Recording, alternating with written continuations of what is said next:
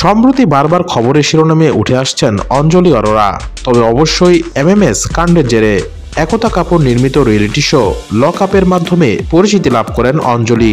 সম্প্রতি তার একটি অশ্লীল এমএমএস ভাইরাল হয়েছে। নিজের মিউজিক ভিডিওর প্রমোশনে এসে অঞ্জলি এই প্রসঙ্গে কথা বলতে গিয়ে কেঁদে ফেলেছিলেন। তিনি বলেছিলেন, যারা এই ধরনের ভিডিও বানান তাদেরও পরিবার রয়েছে, তাদের কি ভয় হয় না যদি তাদের বাড়ির কোনো বাচ্চা দেখে ফেলে? কিন্তু এবার সামনে এলো অঞ্জলি সম্পর্কে চাঞ্চল্যকর তথ্য। যদিও এই তথ্য লক আপে থাকাকালীন অঞ্জলি নিজেই জানিয়েছিলেন। অঞ্জলি বলেছিলেন তিনি গত ডিসেম্বরে রাশিয়ায় বেড়াতে গিয়েছিলেন, সেই সময় সিঙ্গেল ছিলেন তিনি।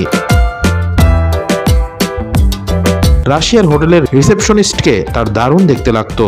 সেখানে এক শনিবার রাতে ওই রিসেপশনিস্টের কাছ থেকে অঞ্জলি 5,000 রুবল নিয়েছিলেন, যা ভারতীয় মুদ্রায় প্রায় 2,500 টাকা।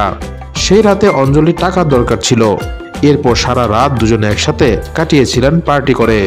অঞ্জলির দাবি তার কোনো বন্ধু এই কথা জানেন না, এমনকি তিনি ভাবছেন তার মা বাবা এই কথা জানতে পারলে কি বলবেন।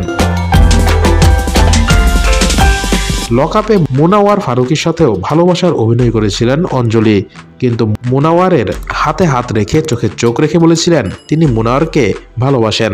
মুনাওয়ার হেসে বলেছিলেন তিনি অঞ্জলির জন্য মাথার ডাক্তারকে ডাকবেন।